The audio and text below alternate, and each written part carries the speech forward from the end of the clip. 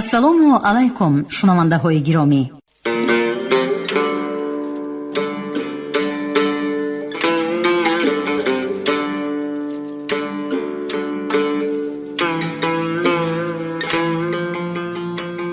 ба таваҷҷӯҳи шумо идомаи силсила гуфтори хонишҳои бадеӣ аз рӯи рамани сегонаи нависандаи халқии Тоҷикистон Ҷалол Икромӣ, духтари Оташ, 12 дарвозаи Бухоро ва тахти Вожгон. шунавандагони арҷманд, акнун ба қироати қисми дуюми рамани сегонаи Ҷалол Икромӣ 12 дарвозаи Бухоро оғоз менамоем. ҳоло гуфтори сиюмро аз рӯи ин раман бишнавед. ровӣ علیزاده عبدالرشید خوجمکل. قسم 10. آنها به بینای سفارتخانه در آمدند. در قبولگاه سفیر کویبشف، فیروزه بی فرنجی و کریم بروی کرسی ها نشسته بودند. آمدن کویبشف و سلویاف را دیده هر دو از جا برخاستند. کریم به طور نظامی دست به چکه برده سلام داد. فیروزه تعظیمی نمود. ها کریم جان، گفت کویبشف خرسندانه و با او دوستانه واخوردی کرد. بیا خوش آمدی. این کس کی؟ گویا من میشناسم. ها رفیق فیروزه، خوش بیایتان، مرحمت. همه به کابینت وسیع و روشن در آمدند. کویبشف به جای خود نشست و به کریم مراجعت نمود. خوش صحت شدی؟ کدی گپ زد؟ شکر نغز، گفت کریم و اندک خاموش شد و گریه را که گلویش را می فشرد فرو برده به گپش دوام داد. همین روز اولی پگاه خواهش کردم که رخصت دهم. دیگر علاج نبود. دکترها هم فهمیدند و جواب دادند. نخواد. حیران شد کویبشف. چه واقعی روی داد که این تعجیلی از کسلخانه برآمدی؟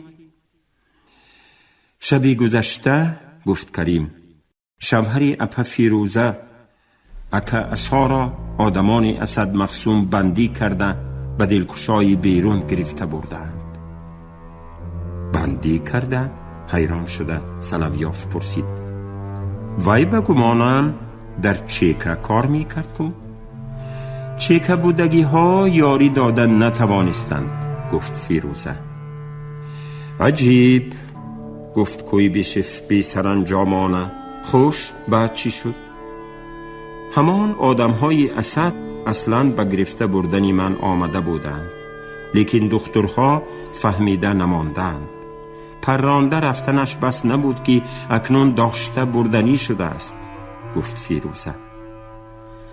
فهمیدید رفیق سلویاف، گفت کویبشف خطاب کرده. این مردک همه را ترسانده صاحب کار شدن می خواهد.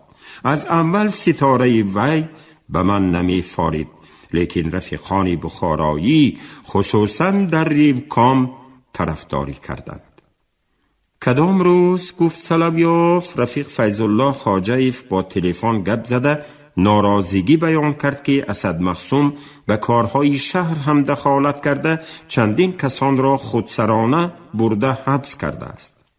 معلوم که وی خودش را مستقل و صاحب اختیار می داند، گفت کویبشف و به اندیشه فرو ماند. وی همه سرگذشت کریم را می دانست. واقعه های تیر خوردن، دستگیر شدن عایشه همه را به وی خبر داده بودند. گیروداری اسد مخصوم را دیده ایستاده، به دست وی قوه حربی را داده ماندن حکومت بخارا کویبشف را به حیرت می انداخت. مقصد اینها چی باشد؟ می گفت. مگر با دست اسد دیگرگونی به عمل آوردن می خواهند؟ براستی اگر فتنه اسد را پیشگیری نکنند، آهسته سوختاری شود که خودی برپا کنندگان آن به بلا مانند. در این باره گپ زدن، چشم آنها را کشادن لازم بود. پس چرا حکومت بخارا کمیته اجراییه به این اهمیت نمی دهند؟ لجام او را کشیدن نمی مانند؟ سلویاف که در کارهای داخلی حکومت بخارا بیشتر مناسبت داشت گفت: به گمان من یک قسمشان می ترسند، قسمی دیگرشان تنهایی می کشند، ماندگی ها طرفدار. بله راست. خوب، به رفیق فیض الله خواجه تلفن کرده خبر دهید که اگر وقت داشته باشد من با بعضی کارهای مهم امروز به نزدش رفتن می خواستم. بسیار خوب، گفت سلویاف و از خانه بیرون شد. پس از برآمدن وی کویبشف به کریم مراجعت کرد. استاکی عروسی تو چی شد؟ حالا در کجا بوده است؟ کریم چیزی گفته نتوانسته خاموش ماند. به جای وی فیروزه جواب داد: در دست اسد مخصوم بوده است. گویا که وی با خواهش خود دختر نکاح کرده گرفته است. نه، گفت یک بار کریم، عایشه به من وعده دادگی و هیچ وقت وعده خلافی نمی کند و هیچ وقت به نکاح خونخور نمی درآید. آسوده باش کریم، گفت کویبشف، من هم گمان نمی کنم. رفیقه فیروزه شنیدگیش را گفت: البته این نادرست. به من با تیرش یک دانه ملتق دهید، گفت کریم به همان حالتی پرهیجان. من خودم رفته جواب اسد مخصوم را می دهم. رفیق کویبشف، از دو سر بی عایشه به من زندگی نیست. کویبشف تبسم کرده گفت: یک ملتق قطعی به این خیل آدم جواب داده نمی توانی پسر؟ به فکر من ملتق بسیار تیار کرده از اسد مخصوم یک باره خلاص شدن لازم. نه، من عایشه جان را عایشه، گفت کریم و سخنش را تمام کردن نتوانست. سلفه سخت و قتال نفسی او را به درون کشید. از بیرون سلویاف دویده آمد. فیروزه جهیده به سر او برخاست. کویبشف به استکان آب انداخته آورد، اما کریم 1-2 دقیقه سلفید و بعد یک نفسی آسوده کشید و سوس شده بر روی نیمکتی که در آنجا بود و او را داشته به آنجا گذاشته بودند دراز کشید. رنگ از روی او پریده بود. قواقهای چشمش ورم کرده جوانی نوقیران تمام پژمرده شده ماند. کویبشف فرمود سلویاف از بیرون دکتر را گرفته آورد. دکتر به معاینه سر کرده بود که کویبشف، فیروزه و سلویاف بیرون برآمدند. در خانه دویم کویبشف که در این کارها تجربه داشت و این خیل بیمارها را دیده بود گفت: تیر به شوشی بچه ضرر رسانیدگی برین. به علاوه این واقعه عایشه او را آسوده نمی گذارد که تنش صحت شود. پس از این در نزد وی درباره اسد و عایشه گپ نشود تا ممکن است با خبرهای خوش دل او را برداشته ایستید. بچه بیچاره مثل شمع آب شده مانده است، گفت سلویاف. فیروزه به چشمانش آب گرفت و رویش را به دیوار کرد. پس از چند دقیقه دکتر برآمده به کویبشف مراجعت کرد. او را همین حاضر به گاسپیتالی کاگان فرستادن لازم. در آنجا احتمال بعضی داروها یافت شود، نباشد بچه تلف می شود. مرحمت، ماشینه می دهیم، آدم می دهیم، خودتان برده مانید و برگشته از نتیجه کار مرا آگاه کنید. خوب شده است، گفت دکتر و باز به کابینت به نزد بیمار برگشت.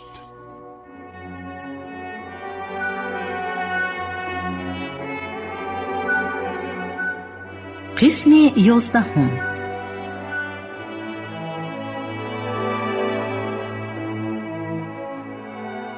حکومت بخارا به واسطه پس از انقلاب به بنا کردن عمارت‌ها و خانه‌های نو قادر نبود.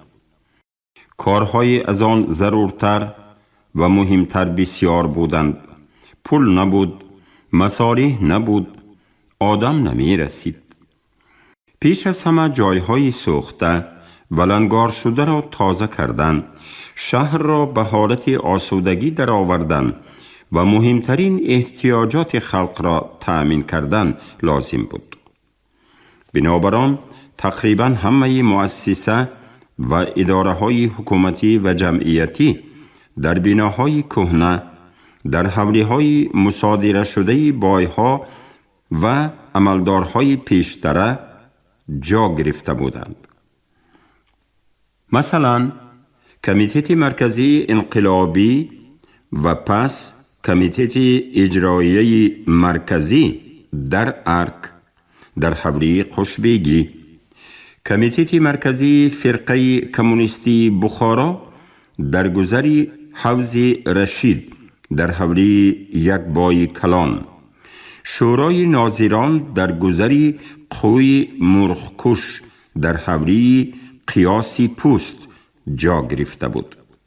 بایهای بخارا در سالهای آخر طرف به طرف حوله های کلان و با شکوه کرشستی، خانه های نیم اروپایی، عمارت های عالی از خشت پخته سلدتی، خشت های حاضر زمان برین ساختن گرفتند. امیر عالم خان هم که در ستاره ماه خاصه، در شیربدن، در دلکشا، در کاگان و دیگر جاها قصرها و عمارت‌های نیم اروپایی می ساخت، با این نوآوری و با این بناکاری بایها خلل نداد. بنابراین در بخارا عمارت‌ها و حوله و جایهای بسیار خوب و عالی به میدان آمده بودند که پس از انقلاب اکثریت آنها را حکومت مصادره نموده، نظارت‌ها، مؤسسه‌ها و اداره‌ها را جایگیر کنانیده بود. حوله‌ای که اداره شورای ناظران بخارا در آن جا گرفته بود، در یک پستکوچه نظرناگیری بوده، از راه کلان بین دروازه قواله و سیسو چندان دور نبود. فیتانی که در آن حیدرقل با شناس خود نشسته بود، از طرف بالای حوض دیوانبیگی، از نزد صحن مدرسه کوکلتاش و بازار جو گذشته، براه کلان طرف دروازه قواله در آمد و زود به سوی پسکوچه طرف راست برگشت و به نزد دروازه خانه با شکوه اداره شورای ناظران ایستاد. در این دم رئیس شورای ناظران، سردار حکومت خلقی بخارا فیض الله خواجه‌اف، در کابینت خود نشسته آدمانی با عرض و با کار آمده را قبول می کرد. کابینت وی در خانه کلان آن حولی جا گرفته، در دهلیز کاتب و یاردمچیان رئیس می نشستند. اینک در کابینت گشاده شد و از آنجا مدیر کارهای شورای ناظران برآمد و به 2 نفر جوانی که منتظر می نشستند اشاره کرد که به درون درآیند. جوانها یک درجه به هیجان آمدند، ولی زود خودداری کرده به خانه کلان قدم نهادند. خانه کلانی با شکوه 3 تیریزه نوساختی رنگه داشت که از آنها به خانه روشنی زیاد داخل می شد. سقف و دیوار آن خانه منقش با مقلم استادان مشهور و نقاشان زبردستی بخارا نقش و نگار کرده شده بود. فرش خانه را که تختگی بود، قالین قزل عیاق ترکمنی فرا گرفته بود. در پیشگاه خانه ستاری سیربر و با حشمت کاری گذاشته شده بود که روی آن را سیاهیدان‌های بلورین و زرنگار، شمعدان‌های طلارنگ، قلمدان و دیگر اسباب‌های کتابت آرامی دادند. در یک کنج آن یک دسته کتاب و در کنج دیگرش کاغذها و دیلها گذاشته شده بودند. باز یک ستاری دراز دیگر بود که قریب از دم در دهلیز تا به ستاری کاری رئیس رفته جفس می شد. روی آن ستاری دراز با دسترخوان ماهوتی سبز پوشیده شده، به دورش ستورهای وزنینی چرمپوشی بسیار قطار گذاشته شده بودند. فیض الله خواجیف آدمی میان قد، سبزگونه، با چشمانی جاذب و به نفوذی کلان کلان، با موهای سیاهی غوری بالا شانه زده شده، جوان طلعت و بزیب، در تن فرنج از ماهوتی خاکستر رنگ و شلواری گلیف از همان متاع، به سری ستاری کاری نشسته بروی کاغذ چیزی می نوشت.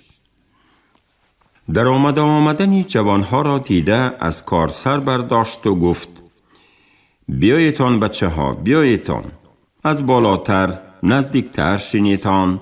خوش، شما نمایندگانی طلبه های مکتب نمونه هستید. بسیار نقص. خواندن ها چطور؟ بچه ها مکتب گریزی نمی کنند؟ نه؟ خوب. معلم ها معقول می؟ کتاب و دفتر و قلم می رسد؟ نباشد دیگر چی کم بودی دارید؟ این طور سر شدن صحبت بچه های شرمگین را یک درجه دلیرتر کرد. یکی از آنها جسارت کرده گفت: مکتب ما نمونه، نامش هم خودش هم. ما می خواهیم که لباسی فرم داشته باشیم، در کوچه هم نمونه شده گردیم. این فکری بد نی، گفت فیض الله خواجیف تبسم کرده. نقص می شد که ما به هر مکتب یک رنگ فرمه می دادیم و از لباسی بچه ها می دانستیم که وی طلبه کدام مکتب. و این تکلیف معارف چی می گوید؟ معارف امروز پگاه گفته کار را عقیب پرتافته ایستاده است. ما می ترسیم که طلبه های مکتبی اوچونچی توران یا که اولاد شهدا از ما پیشتر فرمه می پوشند و ما می مانیم. ها گفت و فیض الله خواجیف اندکی به اندیشه فرو ماند. معلوم که بچه ها را به این وادار کرده اند که در صف فرمه پوشی با مکتب های دیگر مسابقه بندند، نه اینکه در موضوع خوانش و بالا برداشتن دانش. حالا معلم های پردان و به معنی نداریم. بچه ها را قسمان ضابط های سابق ترک و قسمان معلم های نیمچه ملای از ترکستان آمدگی می آموزند. از این خیل معلم های دایره خبر، از این زیادش را منتظر شدن هم مشکل. خودمان باید پیش از همه معلم تیار کنیم. مدیرتان کی؟ پرسید وی از بچه ها. شوکت افندی. میلش، من میگویم به شما فرمه خوش روی دوزانده پوشانند، لیکن با یک شرط. بچه ها خرسند شدند و دقت کردند که شرط را درست‌تر فهمند. شرط همین که در بین همه مکتب های شهر مسابقه اعلان می کنیم.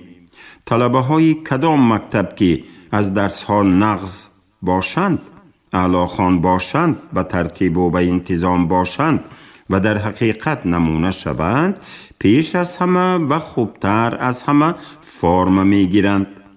طلبه های دیگر مکتب ها گیرند هم بعد از همه و گنده تر از همه نصیبشان می شود. آنها به همین شرط راضی هستی؟ ما راضی، گفت یکی از بچه ها، لیکن نمی دانیم مدیر افندی چی می گوید. ما در نزد معارف کمیسیه می سازیم. خودی کمیسیه این شرط را به همه مدیرها و افندیها خبر می دهد. اکنون رفته این خبر را به شریکهایتان رسانید که نغز خوانند. خوب شده است، گفتند بچه ها و از کابینت بیرون شدند. فیض الله خواجیف به دفتر خاطره‌اش چیزی قید کرد و از جا برخاست و بروی خانه قدم زد.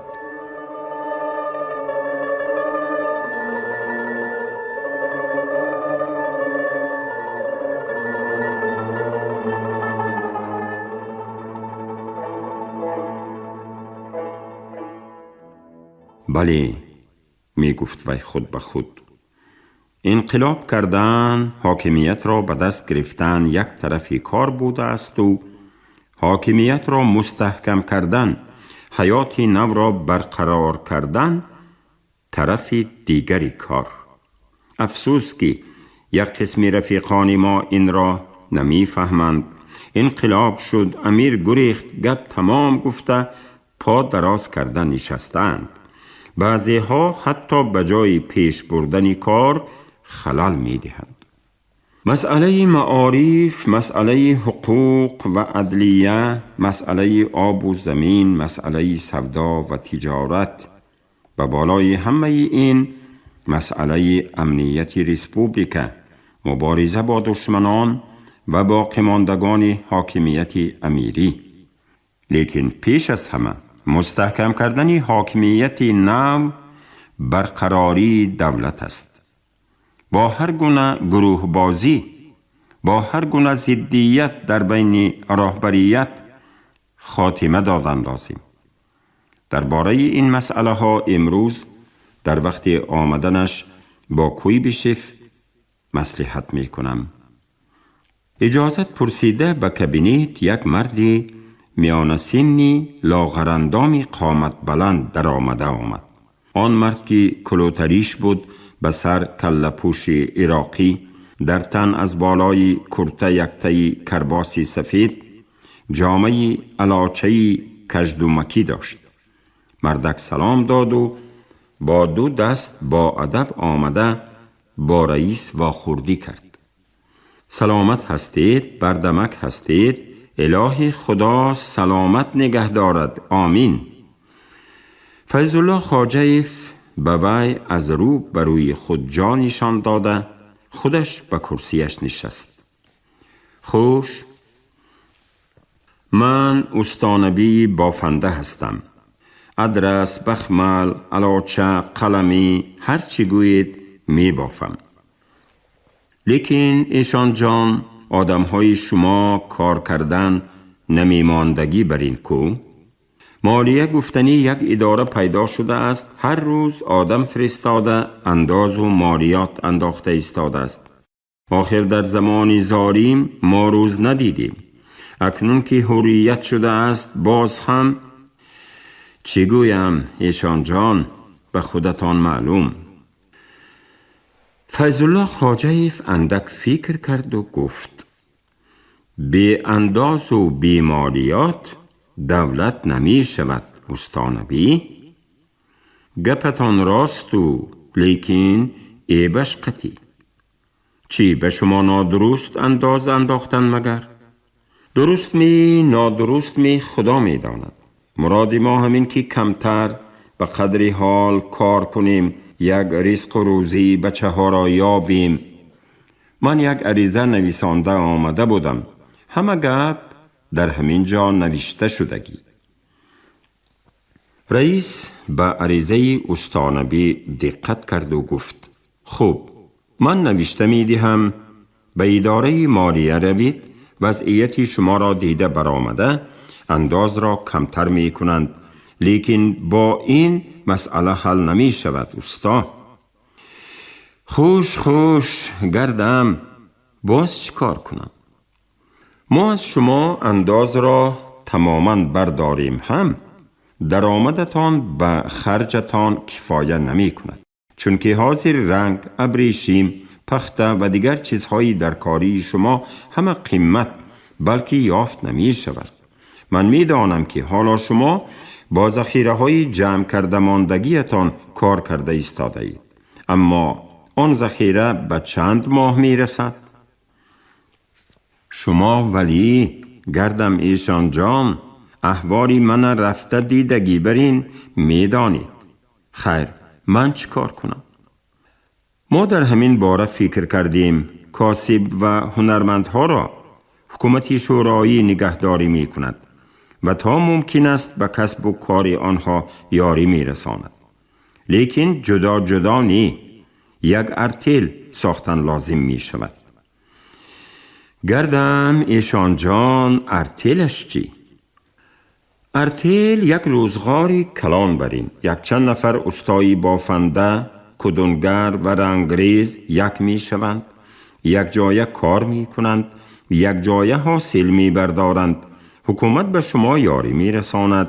رنگ و بارتان را با نرخ ارزان یافته می دهد. حاصل کارتان را می خرد. نخواهید دکان کشاده می دهد. هم شما تعیین می شوید، هم ما به مردم زود متاع و چیزهای درکاریشان را رسانیده می استیم. و همین مصلحت چی می گویید؟ اگر شما گفتگی بر این باشد ارتل حضوری جان بوده است کو؟ من جانم کتی، لیکن دیگرها چی می گفته باشند؟ به فکرم دیگرها نمی گویند. اگر باز 4-5 نفری دیگر را یابید و به آنها فهمانید. کی یابد؟ من می؟ ها، شما امک برای چی نه؟ شما مقصدی مرا فهمیدید. اکنون رفته با زبان فهمای خودتان به دیگر هم کسبها می فهمانید. همه که راضی شدند ارتل می سازیم. یگان تایی از شما رئیس می شود. ما یاری می دهیم. کار سر شده رفتن می گیرد. البته ارتل در بینای نو، در خانه های روشن و بر هوا، دکان های کاربافی را می شنانند. کار در ساعتی معین می شود. هنرمند و کاسبی مهنتی اکنون شب و روز در تخانه تاریک نشسته عرق جبین نمی ریزد. مایلش، من با شریک ها گپ زده می بینم، لیکن اول یک به اداره مالیه روم کنی؟ روید، مالیه اندازتان را سبک می کند. البته. الهی سلامت باشید گردم ایشان جان.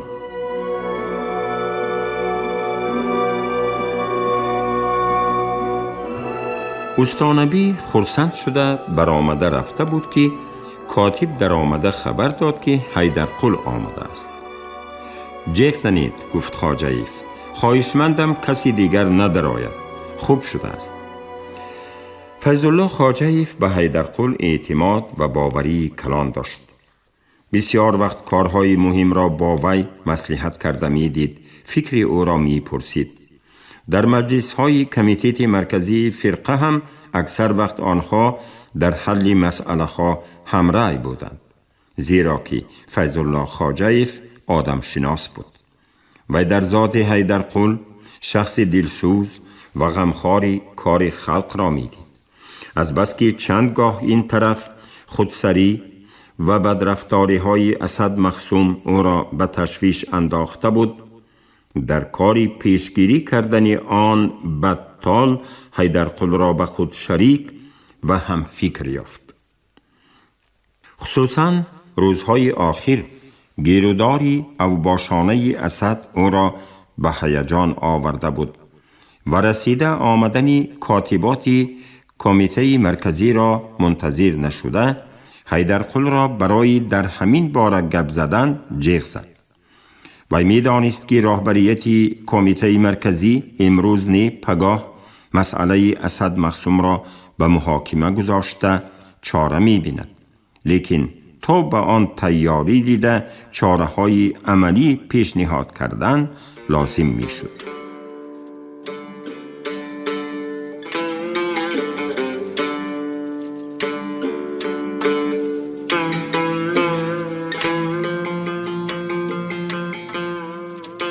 шунавандаҳои азиз, шумо гуфтори сеюмро аз рӯи рамани 12 дарвозаи бухорои нависандаи халқии тоҷикистон ҷалол икромӣ дар қироати ализода абдурашид хуҷампул шунидед. коргардон шералӣ нағзалӣ, садобардор карим толибов. поёни гуфтор аз силсилаи хониши бадеӣ. шод бошед.